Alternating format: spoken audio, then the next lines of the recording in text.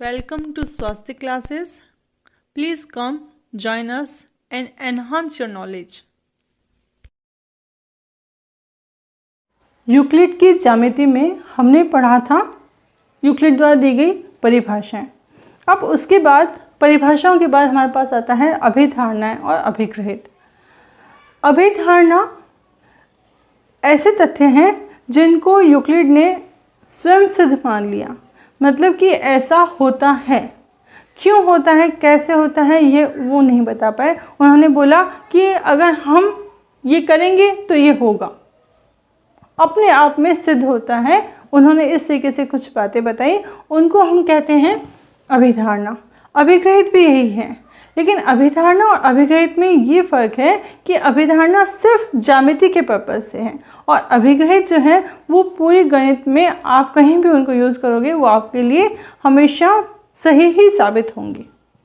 अभी तक भी वो सही साबित हो रही हैं। जो उन्होंने कहा था वो प्रूव नहीं कर पाए, उन्होंने कहा ये सेल्फ प्रूव्ड है, ठीक है, अपने आप में वो सिद्ध हैं।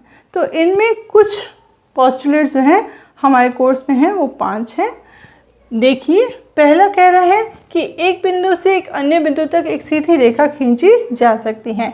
यानी एक बिंदु अगर हम कोई लेते हैं तो अन्य बिंदु तक कोई एक रेखा खींचेंगे तो वो सीधी रेखा होगी।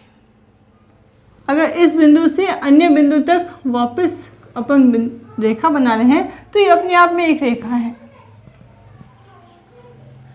उन्होंने ये नहीं कहा कि सिर्फ और सिर्फ एक रेखा खींची जा सकती है, उन्होंने कहा 2 बिंदुओं के बीच में एक रेखा खींची जा सकती है, ठीक है। नेक्स्ट अभिधारणा है एक शांत रेखा को अनिश्चित रूप से बढ़ाया जा सकता है। शांत रेखा, शांत का मीनिंग क्या है? जो टर्मिनेट होती है या जिसकी लंबाई सीमित है वो शांत है, ठीक है। अब इसको हम असीमित रूप से बढ़ा सकते हैं, ठीक है, अपने आप में सिद्ध है। किसी को केंद्र मानकर किसी त्रिज्या से एक वृत्त खींचा जा सकता है। यानी किसी को भी केंद्र मानो और कोई भी त्रिज्या लो, हम उससे वृत्त बना सकते हैं। छोटा बड़ा किसी भी बिंदु से किसी भी साइज़ का वृत्त हम बना सकते हैं। हमको एक केंद्र चाहिए और त्रिज्या चाहिए। सभी समकोण एक दूसरे के बराबर होते हैं। समकोण मतलब 90 डिग्री। तो अपन कोई भी कोना ले लेते हैं, भले वो इस बोर्ड का कोना है, घर का कोना है, दीवार है, कोई भी कोना है, तो वहाँ पे हमको हमेशा 90 डिग्री मिलेगा। तो सभी समकोण बराबर होते हैं। 5वां कह रहा है, 5वीं अभिधारणा में कहा गया है एक सीधी रेखा 2 सीधी रेखाओं पर गिरकर एक ही तरफ के 2 कोण इस प्रकार बनाए कि उनका योग 2 समकोण से कम हो तो वे रेखाएं उसी ओर मिलेंगी जिस तरफ अंतःकोणों का योग 2 समकोण से कम हो।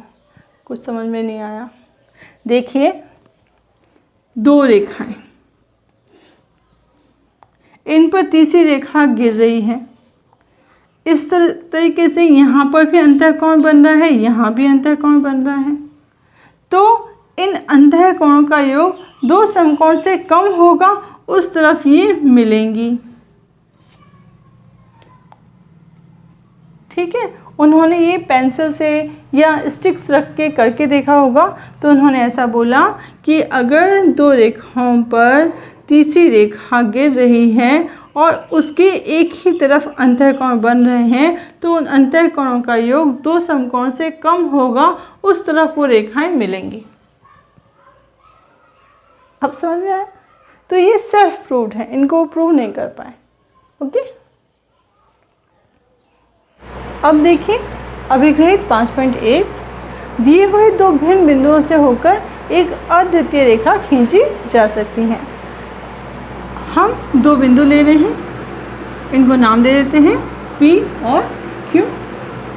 अब देखिए P से होकर कितनी रेखाएं खींच सकते हैं, कितनी रेखाएं खींची जा सकती हैं? बहुत सारी। ये देखिए,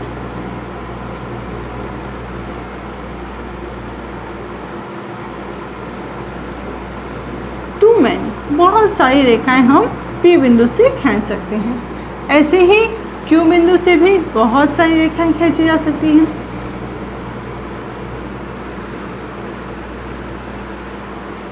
लेकिन P से Q तक जाने वाली सिर्फ और सिर्फ एक ही रेखा होगी जो कि PQ है। ये चीज़ सेल्फ एविडेंट है, इसलिए इसको अभिग्रहित मान लिया गया कि ये दो भिन्न बिंदुओं से केवल एक ही रेखा खींची जा सकती है। अद्वितीय मतलब इसके जैसी और कोई नहीं है। ठीक है, PQ अपने आप में इकलौती रेखा है। ये जब सिद्ध किया गया तो इसको हमने नाम दिया अभिग्रहित। ओके, अब आपके सामने लिखे हुए हैं अभिग्रहित। अभिग्रहित जो रेखाखंड में भी काम आते हैं और गणित में भी काम आते हैं। ठीक है, गणित की अन्य शाखाएं हैं वहाँ पर भी ये स्वयं सिद्ध अब हमारे काम आते हैं और रेखाखंड में भी काम आते हैं। इनको हमने कहा अभिग्रहित। वे वस्तुएं जो एक ही वस्तु के बराबर हों एक दूसरे के बराबर होते हैं। जैसे ये दो वस्तुएं हैं A और B। ठीक है, वे वस्तुएं जो एक ही वस्तु के बराबर हों, यानी A जो है वो C के बराबर है और B भी C के बराबर है। ठीक है, तो इसका ये मतलब हुआ कि A जो है वो B के बराबर है। ठीक है, रेखाखंड में देखें तो अगर किसी त्रिभुज का क्षेत्रफल वर्ग के क्षेत्रफल के बराबर है और किसी आयत का क्षेत्रफल वर्ग के क्षेत्रफल के बराबर है तो त्रिभुज का क्षेत्रफल आयत के क्षेत्रफल के बराबर होगा। ठीक है, ये कॉन्सेप्ट है इनका। यदि बराबरों को बराबरों में जोड़ा जाए तो पूर्ण भी बराबर होते हैं। बराबरों को बराबरों में जोड़ा जाए, जैसे तो लग रहा है बड़बड़ जाती आ गई। देखिए, वो ऐसे कह रहे हैं कि अगर हमारे पास A और B आपस में बराबर हैं तो इसमें किसी बराबर चीज़ को, जैसे इसमें भी मैंने C को जोड़ा और इसमें भी C को जोड़ा, तो इससे हमको जो मिल रहा है वो भी आपस में बराबर होगा। ठीक है, सेम घटाने में है कि A B के बराबर है। बराबरों में से बराबर को घटाया जाए, यानी एक ही चीज़ घटाई जा रही है। जैसे हमने चावल की दो ढेरी ले ली, वो बराबर है, उनमें उसमें से भी एक कटोरी निकाली, इसमें से भी एक कटोरी निकाली, तो अब जो बचा है वो आपस में बराबर है। ठीक है, तो यहाँ पे हमारे पास A माइनस C आ रहे हैं और B माइनस C आ रहे हैं, ये आपस में बराबर हैं। इसको इन्होंने शेषफल बोला, इसको इन्होंने पूर्ण बोला। पूर्ण यानी अब जो हुआ सारा। वे वस्तुएं जो संपाती हों एक दूसरे के बराबर होती है। संपाती का मतलब है एक से दूसरे को ढकना। ठीक है, ओवरलैपिंग, या बिल्कुल उसको कवर कर लेना। तो अगर एक रेखाखंड है उस पर दूसरा रेखाखंड उसके संपाती है तो ऑब्वियसली वो उसके बराबर ही होगा। भले आप त्रिभुज ले लो, पंचभुज ले लो, कोई भी चीज़ है, अगर इसके ऊपर दूसरा त्रिभुज इसको पूरा ढक रहा है, उसके संपाती है, तो वो एक दूसरे के बराबर ही होगा। ठीक है, पांचवा क्या कह रहा है? पूर्ण अपने भाग से बड़ा होता है। पूर्ण अपने भाग से बड़ा होता है। सेंटेंस को समझ नहीं आ रहा। भाग मतलब डिवाइड, बड़ा यानी ग्रेटर देन लेस देन। तो क्या कहना चाह रहा है? पूर्ण अपने भाग से बड़ा होता है। पूर्ण यानी आप देखो, ये रोटी है, ये पूर्ण है। अब इसके भाग किए, एक आपके भाई को दिया, एक आपकी बहन को दिया, 3 हिस्से हुए, तो ये देखो ये 3 हिस्से हो गए। अब ये 3 हिस्से हुए तो 1/3 मिला हमको। ये जो 1/3 है वो भाग है, वो 1 से छोटा है।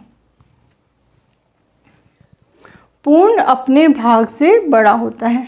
पूर्ण अपने भाग से बड़ा होता है। अब समझ में आया है ना? अब वैसे भी हम कहते हैं अंश, एक हमेशा अंश से बड़ा होता है। यानी हाँ, किसी भी चीज़ का कोई अंश है, उससे अंश किसका होगा? किसी चीज़ का अंश होगा ना। तो ये इसका अंश है, तो इस पूरे से तो अंश छोटा ही होगा। ठीक है, एक ही वस्तुओं के दुगने परस्पर बराबर होते हैं। एक ही वस्तु यानी A बराबर है, तो अगर इसका दुगना करेंगे तो भी वो आपस में बराबर होगा। फिर एक ही वस्तुओं के आधे, एक ही वस्तु है, अगर इसका आधा कर रहे हैं तो इसका आधा करेंगे तो ये दोनों आपस में बराबर होंगे। ये सब जो अभिग्रहित हैं वो हम पक्षांतर में काम में लेते हैं कि दोनों तरफ एक चीज़ को घटा दिया, दोनों तरफ एक चीज़ को जोड़ दिया, इस तरीके से। ठीक है, देखिए अब यूक्लिड की प्रश्नावली में सभी उदाहरणों को और प्रश्नों को हल करते समय हमें ध्यान देना होगा कि हम यूक्लिड की परिभाषाएं, उनके द्वारा दिए गए अभिग्रहित, अभिधारणाएं, उन सबको यूज़ करते हुए क्वेश्चन को सॉल्व करें। ठीक है, अब पहला उदाहरण है कि ए बी सी एक ही रेखा पर स्थित है, तो यह सिद्ध करो कि A B plus B C जो है वो ए सी के बराबर है। क्या दिया गया है, 3 बिंदु दिए गए हैं ए बी सी जो एक ही रेखा पर स्थित है, वो ऑलरेडी दे रखा है और आकृति भी दे रखी है कि A B plus B C जो है वो इस तरीके से है कि बी उनके ए और सी के मध्य में स्थित है। अभिग्रहित कौन सा है कि 2 बिंदुओं से एक अद्वितीय रेखा पास गुजर सकती है, पास हो सकती है। ए और सी से गुजरने वाले सिर्फ और सिर्फ एक ही रेखा है। अब देखिए इसका मतलब हुआ कि A B plus B C जो है वो A B plus B C से जो रेखा बन रही है वो ए सी के संपाती है, यानी उसको पूरा का पूरा कवर कर रही है। A B plus B C कर रहे हैं वो ए सी के संपाती है। अगर संपाती है तो हमने कहा था वो आपस में बराबर होगी। ठीक है, तो सिद्ध हुआ। उदाहरण 2 देखिए, किसी दिए हुए रेखाखंड से समबाहु त्रिभुज की रचना। ठीक है, करें। रेखाखंड आप 4 सेंटीमीटर का रेखाखंड ले लीजिए, नाम लीजिए ए बी 4 सेंटीमीटर। ठीक है, आप स्केल से बना लीजिए। हम क्या कहेंगे, ए बी एक रेखाखंड है,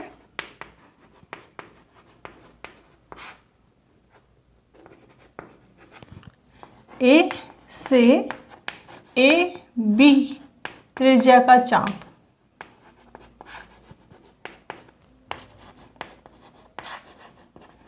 ये मैं रचना के पद लिख रही हूँ। फर्स्ट पद ये है, सेकंड ये है। ए से ए बी त्रिज्या का चाप काटा। ए से हम किसी भी बिंदु से किसी भी त्रिज्या का वृत्त बना सकते हैं, तो ए से ए बी त्रिज्या का चाप काटा। अब इस चाप की क्या खासियत है, इस चाप की खासियत है कि ए से इसकी दूरी हमेशा 4 सेंटीमीटर रहेगी। यहाँ पे कोई भी बिंदु है उससे अपन दूरी लेंगे तो वो 4 सेंटीमीटर रहेगी। यही तो चाप होता है ना। चाप क्या है, वृत्त की परिधि का हिस्सा। ठीक है, चाप की ये परिभाषा देते हैं हम। तो इस चाप का हर बिंदु ए से बराबर दूरी पर होगा। ठीक है, अब ऐसे ही हम बी से भी ए बी त्रिज्या का चाप बनाते हैं।